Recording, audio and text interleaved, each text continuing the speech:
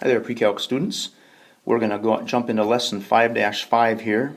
Nothing super revolutionary here, I think, in this lesson, but a good review of some things we've done so far, plus a couple other little tidbits that are pretty important.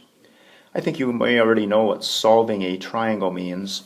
It means to find the missing sides and angles. So typically, you would be given some information about a triangle, but then asked to find everything else that you don't know, all the missing sides and angles. Alright, here is a nice chart that would be wise to copy down, because in order to find angles with some of our basic trig functions, we need to use the inverse idea. Here's our basic big three, sine, cosine, and tangent. Here's our inverses.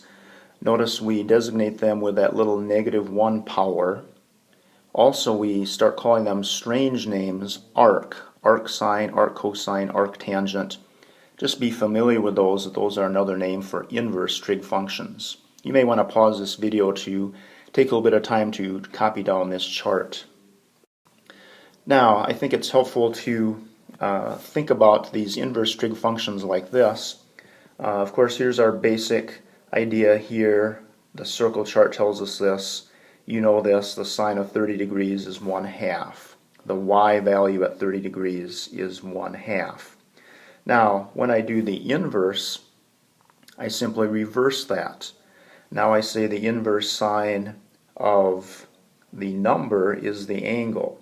And I think that's a helpful way to remember these inverses. So I'll have some trig function of an angle,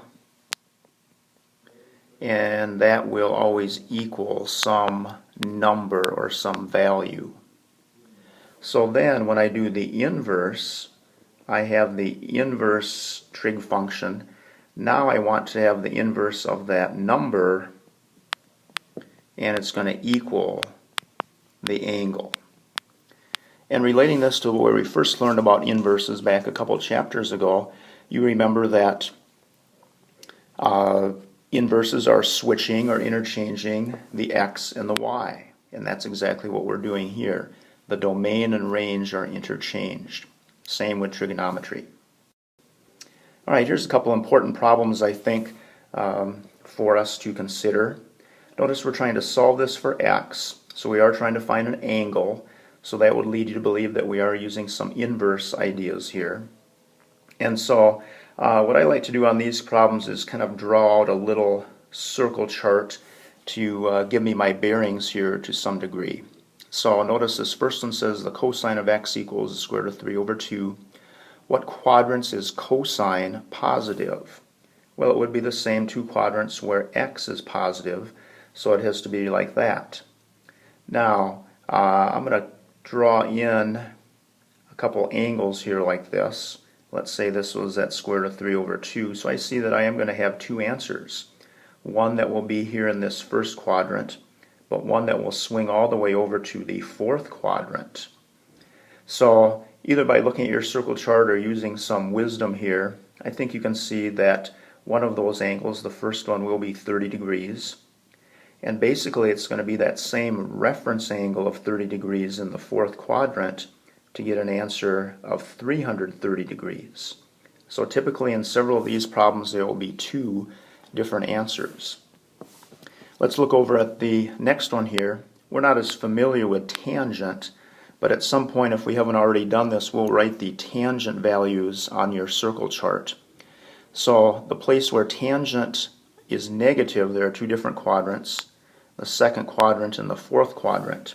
And if we consider those angles there, one of them then would be this one. Again, we always start on that initial side. And the other one would be down here, again starting on that initial side but swinging us into the fourth quadrant. Now our reference angle in this case would be 60 degrees. Remember, that's measured from the x-axis. So my answer here in the second quadrant will be 120 degrees. In the fourth quadrant, the angle I'm looking for then would be 300. Again, both those have that same reference angle of 60 degrees. So in this case, my two answers are x equals 120 and x equals 300. All right, we'll do more problems like that, and always, not always with nice numbers like this, but some with a little bit. All right, here's another interesting type problem. Assuming that all angles are in quadrant 1, let's see what this means. I like to draw triangles for these, even though some of them are pretty easy. We're interested in this angle right here, and it says the inverse sine of this angle is 2/5. Well, I know that sine is opposite over hypotenuse, like that. So what I've essentially done is use this innermost parentheses, work from the inside out, to label this triangle. And that's going to give me this angle theta. Now, interestingly enough, I don't even need to know what that angle theta is, because ultimately I want to know what is the sine of theta. And, kind of a duh moment here, the sine of this, it's the same triangle, opposite over adjacent. My answer here is going to be 2/5. In a sense, you could think that the sine and the inverse sine are kind of canceling each other out, and so you get the same value you started with. Now, just a little trickier on the second one here. Once again, I'm going to draw a triangle here. Assume it's a right triangle. I'm going to try to find this angle theta here. Working from the inside out, it says the cosine this time is 3/5. So cosine is adjacent over hypotenuse. But then, ultimately, I'm trying to find what's the tangent of this angle. Now, the tangent, of course, I need to find another side. I think you recognize that this is going to be one of these 3, 4, 5 right triangles. So the tangent now will be opposite over adjacent, and so my actual answer here then would be 4/3. Now, you could do some of these in your calculator. If you put this in your calculator, you would get a decimal answer. Sometimes, though, I'll warn you, we'll have problems like this. We'll want you to come up with the exact answer, and that's when it might be wise to draw these triangles like this. All right, last thing we want to do is see if we can solve this right triangle here. We're given a couple measures here that side A is going to be 11 and side B is 21. Can we find these other missing measures? So of course we know that angle C is 90, so we need to find what A and B are. Well, the first thing we can do is a little Pythagorean theorem, I think, to find our hypotenuse. So 11 squared plus 21 squared will be C squared. I believe if you calculate that out, that ends up to be 562, which is what C squared is. So C would end up to be, if we do round to the nearest tenth, 23.7. So now we know all of our sides. Now I'm going to use one of these inverse ideas to help me find one of the angles. So I think I'll just focus in here on angle A, and I'm going to use the two nice numbers that I was given.